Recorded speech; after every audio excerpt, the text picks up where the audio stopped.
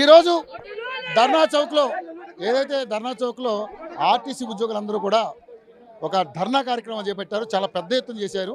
కారణం ఏంటంటే గత ప్రభుత్వంలో మోసపోయాం, అందుకని ఆయన ఫామ్ హౌస్లో కూర్చోబెట్టాం. ఈ ప్రభుత్వంలో మేనిఫెస్టోలో ఒక భగవద్గీత లాంటిది మేనిఫెస్టో అంటూ కూడా ఈ ప్రభుత్వం చెప్పినటువంటి సందర్భాలు చూసాం. ఆ భగవద్గీత లాంటి మేనిఫెస్టోలో ఆర్టీసీ ఉద్యోగులకు సంబంధించి విలీనం చేస్తాం, ఆర్టీసీని ప్రభుత్వంలో విలీనం చేస్తామని మాటిచ్చినటువంటి సందర్భాలు. అదేవిధంగా 2 పిఆర్సీలు, అదేవిధంగా ఏదైతే వీళ్ళకి యూనియన్ ఏర్పాటు చేసుకోవడానికి, ఎందుకంటే వీళ్ళ సమస్యల్ని ఎవరికైనా చెప్పుకోవడానికి ఒక యూనియన్ అంటూ గత ప్రభుత్వం లేకుండా చేసింది, ఇప్పుడు యూనియన్ ఏర్పాటు చేయాలంటూ కూడా వాళ్ళు డిమాండ్ చేస్తూ ఉన్నారు. ఇక్కడ చూశారు కదండి, మొత్తం అన్ని డిమాండ్లన్నీ కూడా దాదాపు 11 డిమాండ్లు ఉన్నాయి. ఈ 11 డిమాండ్లని ఒకసారి ప్రభుత్వం ఆలోచన చేయాలి. ఎందుకంటే ఆర్టీసీ ఈరోజు మన తెలంగాణ రాష్ట్రంలో తెలంగాణ సాధించడంలో ఆర్టీసీ కూడా ప్రథమ స్థానంలో ఉందని మీరు గుర్తుపెట్టుకోవాలి. తెలంగాణ రాష్ట్రం ఈరోజు సిద్ధించిందంటే ఆర్టీసీ ముఖ్య భాగం వహించింది. ఆ రోజు కనీసం ఒక బస్సు చక్రం కూడా రోడ్డు మీద తిరిగే పరిస్థితి లేదు. సో అటువంటి పరిస్థితిలో వీళ్ళు నిస్సహాయులు ఈరోజు ఈ ధర్నా చౌకని ఆశ్రయించడం జరిగింది. వీళ్ళు డిమాండ్స్ విందాం. ఇక్కడ అందరూ కూడా లేడీస్, మహిళలు, ఏదైతే మహాలక్ష్మి పథకం మీరే పెట్టారు, మహిళలకు ఆర్టీసీ ఫ్రీ అని ఎన్ని ఇబ్బందులు పడుతున్నారో ఎక్కడికే తెలుసు. సో వాళ్ళ బాధలు, వాళ్ళ కష్టాలు ఏంటో మీరు ఇప్పుడు వినండి. దయచేసి వాళ్ళు తగు న్యాయం చేయండి. దయచేసి ప్లీజ్ మేడం చెప్పండి, ఏంటి అసలు మీ ప్రాబ్లమ్స్ ఏంటి? మా ప్రాబ్లమ్స్ ఏమున్నాయంటే, గత ప్రభుత్వం అప్పుడు కూడా మేము కేసీఆర్ ఉన్నప్పుడు కూడా మేము ఆయన దృష్టికి తీసుకెళ్ళాం మా ప్రాబ్లమ్స్ గురించి. ప్రభుత్వంలో విలీనం చేయమని చెప్పి ఆయనను కోరినాం.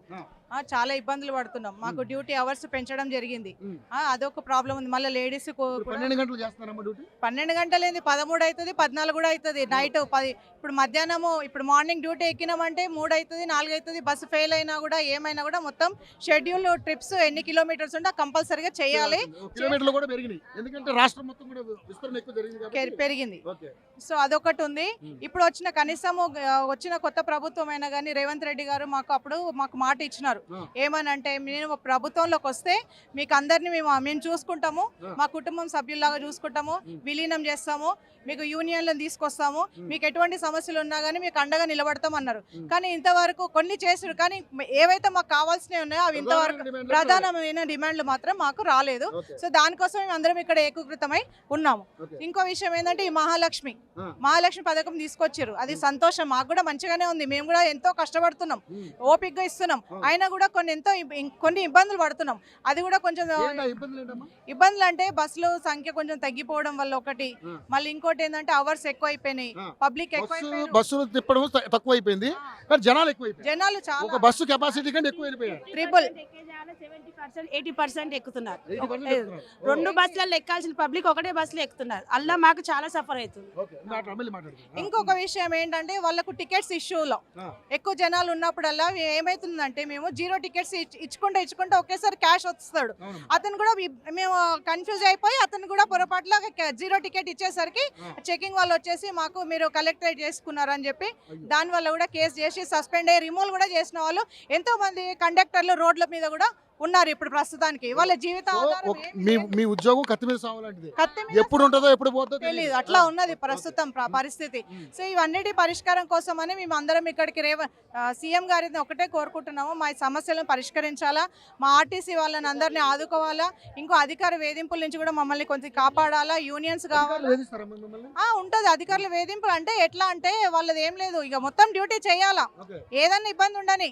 లేడీస్ అయినా సరే సెకండ్ షిఫ్ట్ వేస్తారు, వేస్తే ఇప్పుడు నైట్ 12 అయింది 10 అయిందంటే నువ్వు ఎందుకు వెళ్ళినామా, నువ్వు మొత్తం డ్యూటీ చేసుకొని రావాలా, మాకు సంబంధం లేదు, మీ వాళ్ళని ఎవరైనా పిలిపించుకోండి, పికప్ చేసుకోండి, మాకు సంబంధం లేదు, కిలోమీటర్స్ ఎంత ఉన్నాయో మొత్తం చేయాలా, మాకు సంబంధం లేదని ఇట్లా ఇదొక రకం. ఇంకోటి ఏంటంటే క్యాష్ కలెక్షన్ కూడా తీసుకురావాలా, మహాలక్ష్మి కలెక్షన్ తీసుకురావాలా, కలెక్షన్ వేధింపులు కూడా ఉన్నాయి అధికారుల నుంచి. సో ఇవన్నీ కొంచెం మీ దృష్టికి తీసుకురావాలా. ఇంకోటి మాకైతే ప్రధాన డిమాండ్ ఏంటంటే, మమ్మల్ని అందరినీ ప్రభుత్వ ఉద్యోగుల ప్రభుత్వంలో విలీనం చేయాలా, అది మాకు చాలా. ఎందుకంటే ప్రభుత్వం విలీనము, ఆర్టీసీని ప్రభుత్వంలో విలీనం చేయాలి అనేది మాది ఇప్పటి కోరిక కాదు. దీనికోసం ఎంతో మంది కార్మికులు తన ప్రాణాల త్యాగం కూడా చేసినారు. వాళ్ళ కుటుంబాలను కూడా ఇంతవరకు ఆదుకున్న నాదుడు లేడు.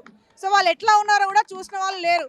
సో మేము ప్రభుత్వాన్ని ఒకటే కోరుకుంటున్నాం, మాకు యూనియన్లు కావాలా, ప్లస్ ఇంకోటి ఏంటంటే మమ్మల్ని అందరినీ ప్రభుత్వంలో విలీనం చేస్తేనే కానీ మా ఈ యొక్క సమస్యలకు పరిష్కారం దొరకదని మేము కోరుకుంటున్నాం. అంతే అండి, మేము ఏం కోరుకోవట్లేదు.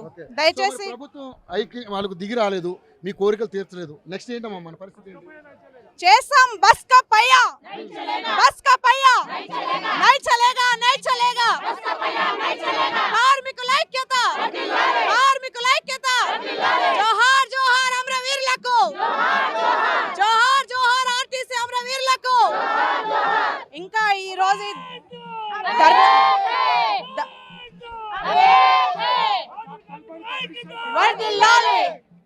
ఈ యొక్క ధర్నాతోనే కాదు, ఇంకా ముందు ముందు కూడా మేము ఎలాంటి కార్యక్రమాలైనా కానీ చేపట్టడానికి రెడీగా ఉన్నాము. ఇది ప్రారంభం మాత్రమే. రేపు ఇంకా మేము ఆలోచనలో ఉన్నాము. మా అన్నలు ఎట్లా చెప్తే, జేఏసీ నాయకులు ఎట్లా చెప్తే మేము నడుచుకోవడానికి మేము రెడీగా ఉన్నాం. సో మరి మీరు కష్టపడుతున్నారు, మీకు ఒక వాయిస్ వినిపించడానికి యూనియన్ కూడా లేదు. ఆ యూనియన్ ఏర్పాటు చేస్తామని కూడా చెప్పారు. అదే చెప్తున్నాం కదా, ఇప్పుడు మా కోరిక కూడా అదే. మమ్మల్ని విలీనం చేయాలా, ఆర్టీసీని ప్రభుత్వంలో విలీనం చేయాలా, మాకు ట్రేడ్ యూనియన్స్ రావాలా. అప్పుడే కానీ ప్రైవేటు, ముఖ్యంగా ఎలక్ట్రిక్ బస్సు ప్రైవేట్ వచ్చింది, అవి మా ఆర్టీసీ డ్రైవర్లకు వాళ్ళు ఇస్తే ఎంత మంచిగా నడిపించుకుంటారండి. ఎంత కష్టపడుతున్నారు.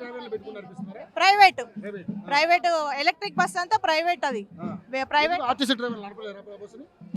ప్రభుత్వం తీసుకొని ఆర్టీసీకి ఇస్తే అడిగేవారు లేరు, యూనియన్లు లేవు. దానికి వాళ్ళు ఎట్లా నచ్చితే ఎట్లా చెల్లామని అయితే అదే నడుస్తుంది. వాళ్ళు చెప్పిందే నడుస్తుంది, వాళ్ళు చెప్పిందే చేయాల్సి వస్తుంది. మాకు ఇప్పుడు యూనియన్లు ఉండే నలుగురు ముంగట ఉండి నడిపించేటోళ్ళు ఉంటే వాళ్ళు అడుగుతారు, వాళ్ళ వెనుక మేము ఉంటాము. వాళ్ళు లేనందుకు ఇప్పుడు వాళ్ళు ఏది చెప్తే చేయాల్సి వస్తుంది, అంతే.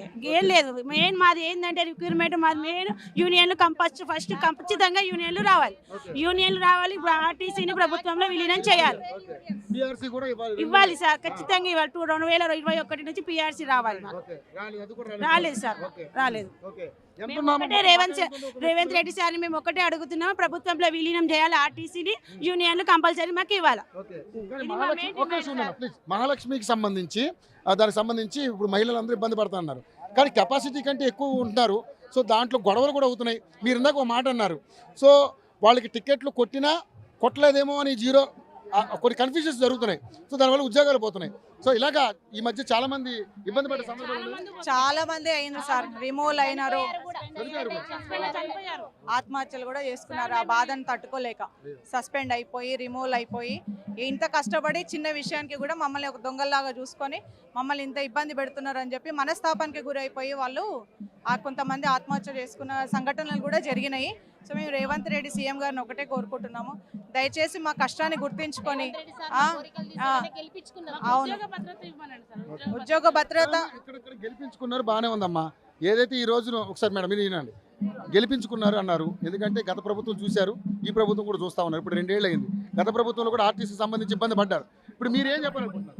మమ్మల్ని ప్రభుత్వంలో విలీనం చేయాలని అదొక్కటే కోరిక. రేవంత్ సార్ వస్తే మాకు ప్రభుత్వంలో విలీనం చేసిన గట్టి ఒప్పందంతో మేము గెలిపించుకున్నాం. ఆర్టీసీ వాళ్ళంతా ఓట్లేసి గెలిపించుకున్నాం.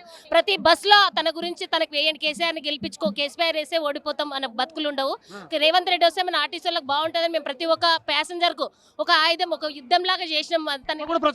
చేసాం మేము ప్రతి ఎక్కిన ప్యాసింజర్కు. ఎందుకంటే మేము మా బతుకులు చాలా మంది చనిపోయారు కాబట్టి ఈ విధంగా తనన్న మా బాధను అర్థం చేసుకొని మమ్మల్ని గవర్నమెంట్లో విలీనం చేశాడని ఆశతోని రేవంత్ సార్ని గెలిపించుకున్నాం. మా కోరికను నెరవేర్చాలని కోరుకుంటున్నాం. చేస్తాడనే నమ్మకం ఉంది మాకు, ఇప్పటికీ ఉంది. ఇంకా 3 సంవత్సరాలు ఉంది కాబట్టి చేస్తాడనే నమ్మకం ఉంది. అందుకని మా ఈ బాధ అంతా తనకు తెలియాలని ఈ రూపకంగా ధర్నా చేస్తున్నాం. మీ ఆర్టీసీ సంబంధించిన ఎండీలేమో ఆర్టీసీ నష్టాల్లో ఉంది అంటారు, మరి పొన్నం ప్రభాకర్ గారేమో లాభాలు నడుస్తుందని చెప్తారు. ఎలా దీన్ని ఎలా బేరీ చేయొచ్చు? నష్టాల్లో ఉందా, లాభాలు ఉందా ఆర్టీసీ? వాళ్ళు చెప్పే విధంగా అయితే లాభాలు ఉందని పేపర్కి ఇస్తారు. మాకు ఏమైనా పిఆర్సీలు ఏమన్నప్పుడు మాత్రం నష్టాలలో ఉంది అని చెప్తారు. మాకు ఇవ్వమన్నప్పుడు మాత్రమే నష్టాలు మాకు వచ్చే కాడికి నష్టాలలో ఉంది అని అంటారు. మిగతా బస్సులు, ప్రైవేట్ బస్సులు తేవడానికి కానీ, ఎలక్ట్రిక్ బస్సులు తేవడానికి కానీ లాభాలు ఉంది ఆర్టీసీ.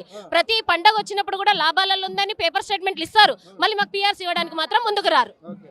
ఇట్లా పిఆర్సీ లేక, జీతాలు లేక, పిల్లల చదువులు లేక చాలా మంది చనిపోయి సూసైడ్ చేసుకున్న వాళ్ళు ఉన్నారండి. మాకు యూనియన్స్ కావాలి, మెయిన్ యూనియన్స్ కావాలి, ప్రభుత్వంలో విలీనం కావాలి. ఈ 2 ప్రధానమైన డిమాండ్స్. దేనికైనా సిద్ధం, దేనికైనా సిద్ధం. అప్పుడు 50 రోజులు చేసినాం, ఇప్పుడు 100 రోజులు చేస్తాం. 100 రోజులు చేస్తాం. పోనీ ఏమైతే అది అవుతుంది. ఇప్పుడు ఇంకా ఏదైనా అది అవుతుంది. సో మొత్తానికైతే ఆర్టీసీ ఉద్యోగులందరూ కూడా ఈరోజు చూశారు కదా పరిస్థితి ఎంత దారుణంగా ఉందో. ఇటువంటి పరిస్థితుల్ని ప్రభుత్వాలు కల్పించాయి. ప్రభుత్వం కూడా దానికి సంబంధించి మాట్లాడమ్మా, దానికి సంబంధించి చాలా ఇబ్బందులు పడుతున్నటువంటి పరిస్థితి మనం చూస్తున్నప్పటికీ కూడా ఆర్టీసీ విషయంలో ప్రభుత్వాలు కూడా ఇలాగే ఒక రకమైనటువంటి ధోరణి వ్యవహరిస్తూ ఉన్నాయి. గత ప్రభుత్వం, ఈ ప్రభుత్వం, ఏ ప్రభుత్వం మారినా కూడా వాళ్ళకైతే న్యాయం జరగట్లేదు.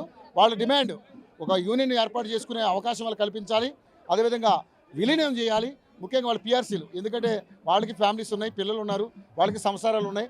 ఇలాంటి విషయాలు చాలామంది కొంత తట్టుకుని ఇక్కడ రోడ్డు మీకు వచ్చారు. తట్టుకోలేని వాళ్ళు ఆత్మహత్యలు చేసుకున్నారు పాపం. సో వాళ్ళ గురించి మనం బాధపడాలి. ఈ ప్రభుత్వం ఎన్నుకున్నందుకైనా బస్సులో తిరిగిన ప్యాసింజర్లకు కూడా వాళ్ళు రేవంత్ రెడ్డి ఓటేయమని చెప్పారంటే వాళ్ళు మీకు ఒక రకంగా చాలా సహాయం చేశారు. మీరు రోజు సీఎం సీట్లో కూర్చోడానికి వీళ్ళు కూడా ఒక రకమైన కారణమని వాళ్ళు చెప్తా ఉన్నారు.